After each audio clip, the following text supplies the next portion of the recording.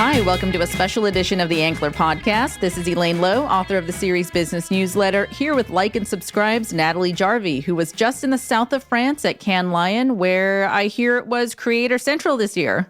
It really was, Elaine. Creators were everywhere along the Croisette this year. They were meeting with brands, they were striking deals, they were attending all the parties and concerts. I saw a lot more creators than I did, mainstream traditional stars. And Natalie, you talked to creator Josh Richards and his business partner Chris Sawtelle on a panel at Adweek House at the Majestic Hotel. They have a very different take of the future of media than folks in legacy Hollywood, right? Yeah, so Josh is famous for his TikTok videos. He kind of rose to prominence during the pandemic. And then he teamed up with Chris, a former talent agent, to launch Crosscheck Studios, which is working with brands, working with legacy media partners to really help them reach Gen Z. And their take is that those legacy ways of watching entertainment today are dying, and that audiences instead are spending a lot more time on TikTok, on YouTube, and that if brands and marketers want to reach young audiences today, that's where they need to be. And so, of course, they want people to come spend their money and, do deals with them there at Crosscheck Studios. It was a really fun, lively conversation, and they definitely have some strong takes about the future of entertainment. Sounds like it. All right, well, let's have a listen. My name is Natalie Jarvie. I'm the editor of Like and Subscribe, which is a newsletter about the big business of the creator economy from Ankler Media. And I'm here today to talk to you all about what happens after you go viral and how you can build a big business off of a lot of views and engagement. And with me to talk about that today is Josh Richards, creator, entrepreneur, investor, and his business partner, Chris Sawtelle, who is the co-founder and CEO of Crosscheck Studios. And kind of like our token old guy at the company, too. So, yeah, that sounds about right. Yeah. Well, funny enough, that's where I was going to start this. With my age? 37, guys. I wasn't going to blow up your spot, Chris, but Josh, you're 23. You're Canadian. You rose to fame on TikTok. Yeah. Chris, you said it yourself. You're 37. You rose up through the ranks of agency life. You were a talent agent. How did you two end up starting a business together? Yeah. So when I first had come out to LA, at the time, I was founding a management company because I had went out on a tour with a lot of my friends, and the person that was running that tour had kind of taken advantage of the fact that we were young and didn't really understand this landscape or space yet, and everything was all kind of just verbal. There was no contracts, we didn't sign anything, we didn't have representation. So we got a lot of money kind of taken that was supposed to be ours and went to go and start a management company by the creator for the creator. And when we went out, we needed to have an agency that worked with us so that we didn't have to go get our agency license. And that was ICM. And Chris had started the digital division over at ICM. So he became my point agent over there. And then I started to talk with Chris about the idea of starting a Gen Z production company and media company, which is Crosscheck, which we have now. So that took a little bit of convincing, when you're like an 18-year-old kid trying to tell somebody that just made it at the agency and the company they're working at and is sitting in a cushy desk job, being like, hey, why don't you just quit all that and then come in start a company with me? It took a little bit, but eventually he did. He made the right decision, I think. What was the pitch? What was the thing that finally got you to quit your cushy day job and take a bet on Josh? Oh, man, we're going to make you just look so good right now. It's going to kill me. The honest answer is the 18-year-old Josh Richards looked at me and said, if you could own half of the company and build it yourself and still make similar revenue, why wouldn't you start the company yourself? It makes you realize, and I'm all for corporate America, I support, and we are very fortunate for the companies that we work for and enjoy. We're all in media. The reality is that you have to decide, are you going to take a bet on yourself and build? And my time at ICM, I'm very fortunate for the individuals that built me and helped me rise the ranks from an assistant all the way up through all of my traditional workings. But we made the decision that we've always gone the other way. We've zigged and zagged when everyone else was trying to go the traditional route. And we've been able to make every move. We've only progressed upwards because of that, and not waiting for someone else to to give us permission to actually do. Yeah, so this ownership piece is interesting because, Josh, you've pretty much always owned your content. What does that mean to you to be able to own the work that you do?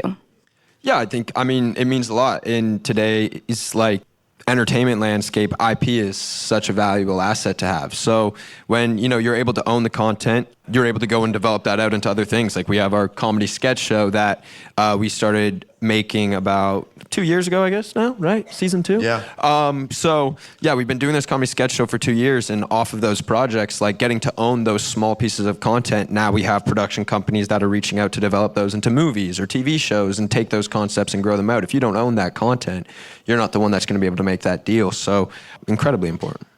Yeah, and Chris, that's different than how it typically works in Hollywood, and you kind of spoke to it already in terms of your decision to leave the job that you had. But how does the dynamic shift from how traditional Hollywood has worked, where the studio, the distributor often owns the work, to now the power lies with Josh, with the creator?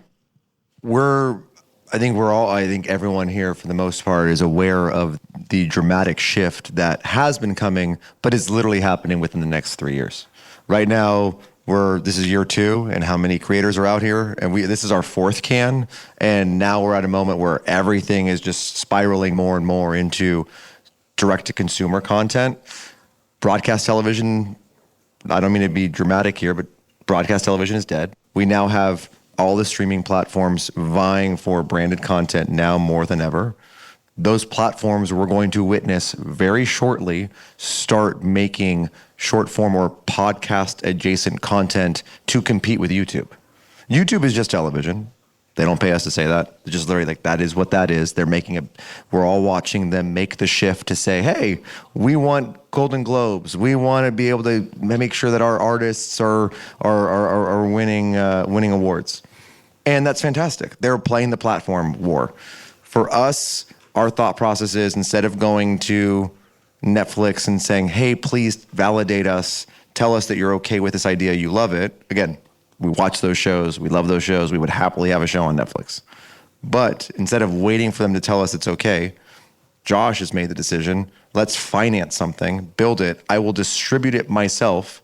And if a brand wants to jump in, we're now talking about them actually being a character in a story arc. We're talking about them literally just having, if a Red Bull or Celsius wants to have just placement literally in one of the story arcs, just on a table between two people talking, that's happening more than ever. The Ad Week has touched on Darman, Mr. Beast. We've been the creator studio is now at the forefront of what's going to be competitive with streaming platforms.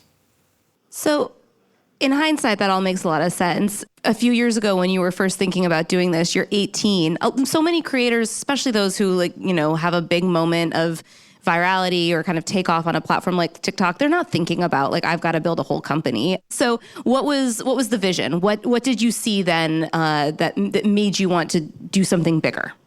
Yeah, I mean, I think it was a combination of a few things. I think social media, for the longest time, it is a place where, you'll get lightning in the bottle, but you don't know how long you're going to be able to hold that there. So I think for me, it was wanting to build out something that was able to live on past just my name of Josh Richards or my social media and my likeness on there. If there was ever a time where, I'm not as prominent online, then I have something else that I can go and do and continue to work on. But I think as well, it was looking at the content that was getting posted onto social media and seeing that there was a huge rise in content that wasn't user-generated content. It was clips, or it was snippets from people's favorite TV shows or movies, shows like Brooklyn Nine-Nine. Those shows were getting taken and put on to TikTok and were getting millions of likes and millions of views, and people were just continuing to repurpose that content over and over again. So we were thinking, how do we bring that high of a production value content to social media and bridge the gap between traditional and social? And that's really where, the comedy sketch show came out of. That's where Crosscheck was born. And yeah. Yeah, so tell me, Crosscheck is a studio. Like you said, you're making content, making shows for social platforms. You've got this comedy sketch show. Remind people what it's called. Yeah, it's called Read the Room. Read the Room. What else have you guys done in these last few years that people may have already seen? Yeah, so, we also have the podcast BFFs with Barstool. We're starting to grow out kind of more of those types of series for content creators. As we start to work with more and more creators, we want to be able to build out, what is their version of that podcast, or what is their comedy sketch show, or what is their YouTube series that they want to go and figure out, like a Hot Ones or anything in that lane. So I think it's just, for us, it's just continuing to build those types of content pieces out. Yeah, we've partnered with the likes of the NFL, where we've done the launch of Thursday Night Football with Amazon. We went around and literally went city by city and helped launch the awareness to tailgating at the Thursday night games. Really kind of like that ground floor vlogging content to be like, which is the coolest tailgate? Is it Chicago? Is it upstate New York?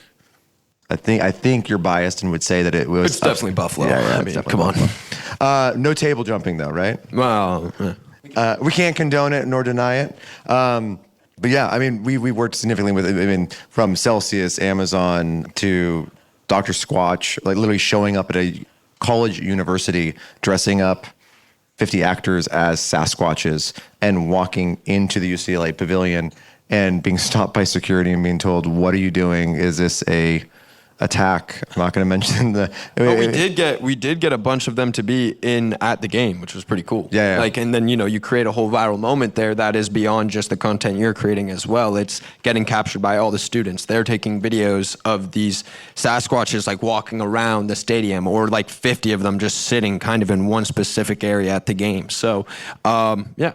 And then we're just continuing to build that out. Really, for us now, what's going to be the continued focus, and I think what we'll see be a continued focus for many short form studios, is the 1 to 3 minute model that is on TikTok and or Instagram as like short form content.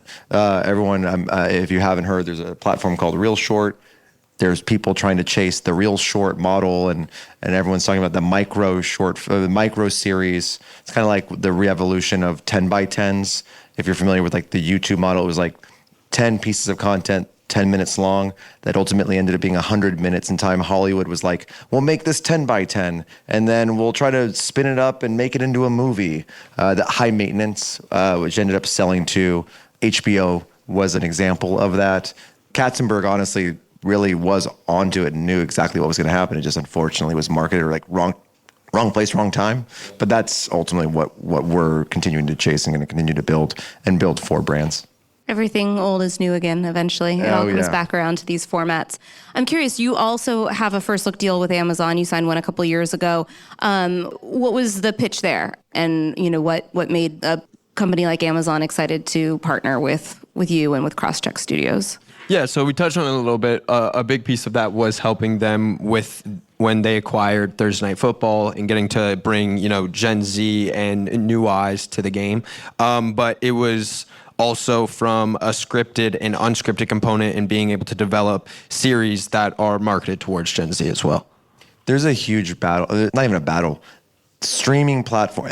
All of the television platforms are having a huge issue targeting the 16 to 25-year-old demo. The data showcases that they're either on YouTube or really they're competing with the phone. The average human being tends to be on their screen, or average American, 8 hours throughout the entire day. And that's not taking into the account like you have your TV on while you're also on your computer. And I mean, we're in a dopamine constant cortisol effect where we're just swiping, moving, emailing, doing, texting. So like the more time you spend on this surface, you don't have any more time to be on that surface. I mean, like it's there, but you're not really as focused on that as you are on this. And so unfortunately, the platforms are seeing this become a competitor. Instagram, TikTok, they're just taking the attention more and more away. Yeah, so obviously Gen Z in particular, they're watching you on TikTok, on Instagram. Maybe they're watching your podcast. Can the big TV networks lure them back? And what does that look like? You know what Gen Z wants to watch. What would get them excited to turn on their TV at this point? Yeah, I mean, I think you see shows coming out now like Adults on Hulu that are trying to go and kind of capture that audience. I think there's a long time, and it still happens a lot, these studios tend to talk down to Gen Z when they're making those types of shows. And I mean, how are they going to be able to talk to them when they don't even know what they want, right? So I think it's fun to see a couple of those new shows like Adults that are coming out starting to hit that lane a little bit. And I think we're going to see a lot more shows like that. But with people constantly reusing the same IP over and over again, or let's go watch another animated film being turned into a live action, or go see Mission Impossible 13. Like, it's now, for us as Gen Z, I think it's like we don't get to have our coming of age story being made for us, right? You know, like you had those movies back in the past that were like a Superbad that people were able to go and relate to, or like you had those movies that were coming out, and today we don't have those. So I think people want that again. They want to feel like they're getting to have their coming of age story as Gen Z. And so yeah, I think you'll see a lot more of that. It usually tends to be, we talk about it a lot in our Monday meeting. We call it our weekend read. It's like a recap of what have we watched, what have we consumed, what are we seeing actually be trending.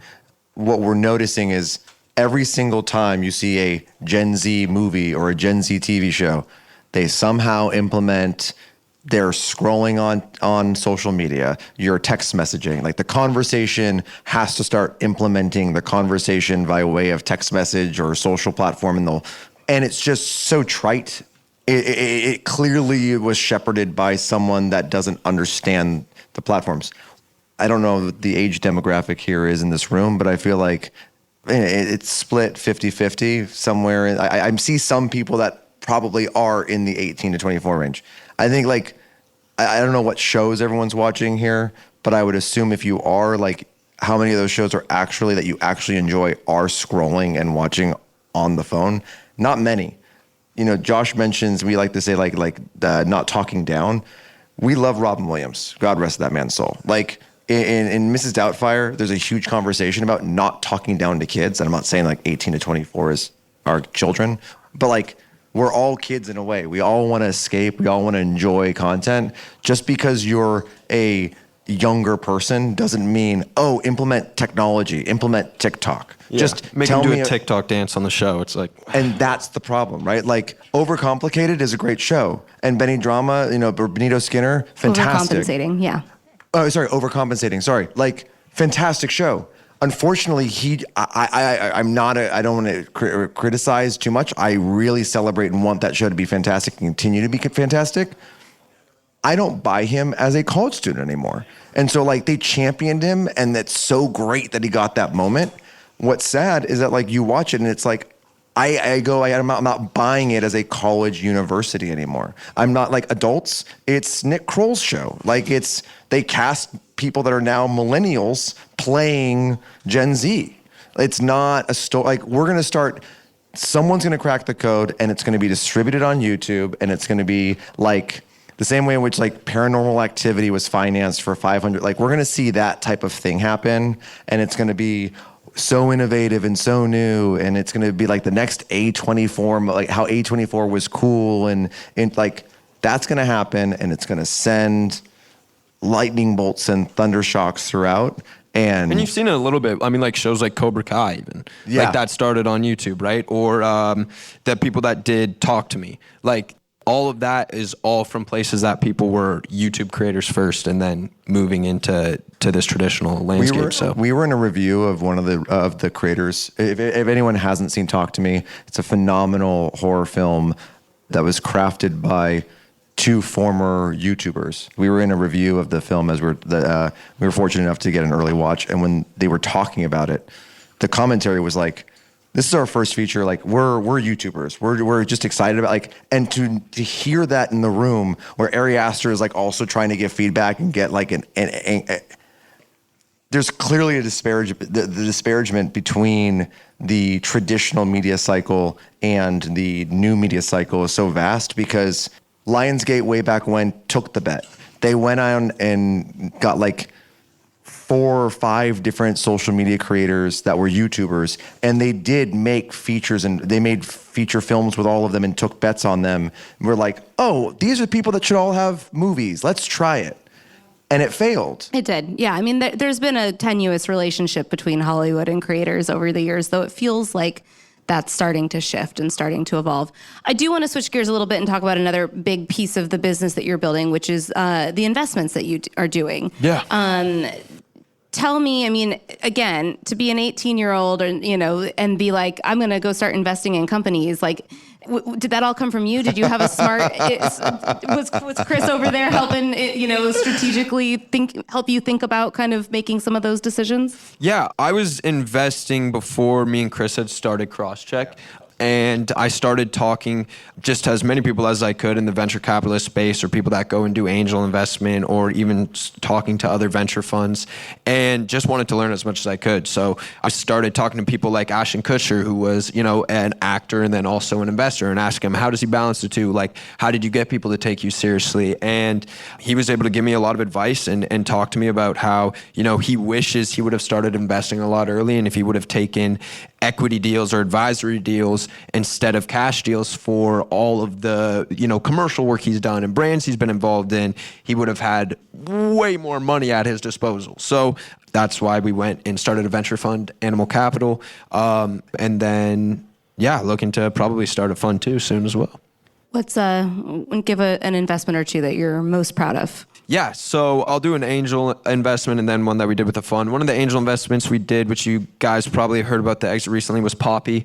Me and actually all of the boys in that Sway house back in the day all went and invested in Poppy. So that was great. And then another one. Poppy, by the way, was just acquired for almost $2 billion by PepsiCo, if you don't know. So I assume you made out pretty well in that. Yeah, it was a good investment for sure.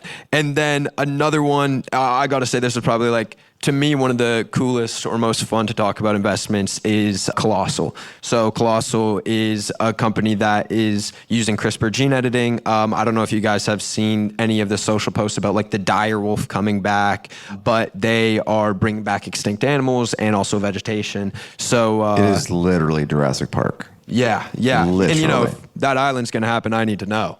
So, so Colossal to me is one of the really cool ones as well. So as we wrap up here, I want to ask, Josh, you've kind of fashioned yourself an expert on Gen Z, and you help a lot of brands navigate that space. You're helping Hollywood navigate that. What don't they understand about Gen Z? What should Hollywood studios better understand about the audience that you're reaching day in and day out? Yeah, I think I would say the intelligence of Gen Z. I mean, I think today we have the smartest, most educated viewer that there's ever been before on content. You see that in the way everybody uses the word authentic over and over and over and over again. So there is truth to that, right? Today in this age, we don't really want to go in and buy a magazine in the checkout aisle to figure out what Tom Cruise's favorite color is. We want to know everything and become and feel like we're best friends with the creator we watch or the entertainer that we associate with. So they see when there is, an ad, or you're posting a partnership you're starting with a business, or a product you're trying to launch. The viewer today knows when there's a real admiration for that product, or there's a natural association with that product. They can smell that fake kind of ad, or that, ad reader giving billboard type of feel 3 scrolls away. So I think it's really just the intelligence of the viewer today. The expectation, if I can add, the expectation an individual has on social media to receive response back, or to be heard, or to be acknowledged, is also one that is fascinating. And I think we're seeing more and more, not that anyone shouldn't be answered or have conversation or communication on social, but I think a lot of the times what's happening more and more is there's a demand or an expectation of, I asked you a question, did you respond to my comment? Why haven't you responded to me yet? And to see that evolve now to live streaming, we're actively seeing it with the likes of Kai Cenat, or Cenat, did he say Cenat? Cenat, literally be the biggest streamer to date. He is literally one of the Jimmys at this point, in my mind anyway.